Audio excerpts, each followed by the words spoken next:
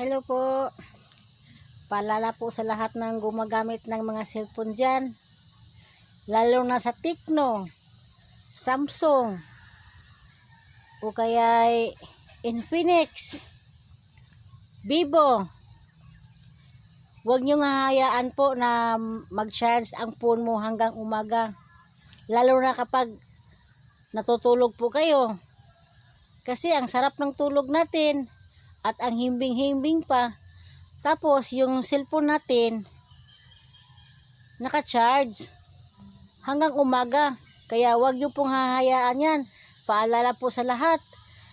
Ang paalala po ito ay para sa kabutihan nating lahat, no? Kasi lahat po tayo gumagamit ng cellphone. Wag po nating hahayaan na kaka-charge hanggang umaga. Kasi hindi po natin alam kung anong idudulot nito, no? Kasi ang pangyayari ay hindi natin talaga mahulaan. Katulad ng nangyayari sa akin. Hindi ko talaga matanggap ang sakit.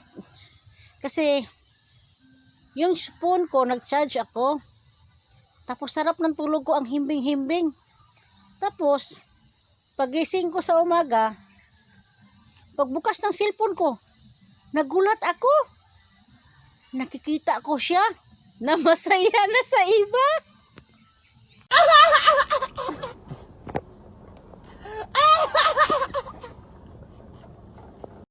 That love.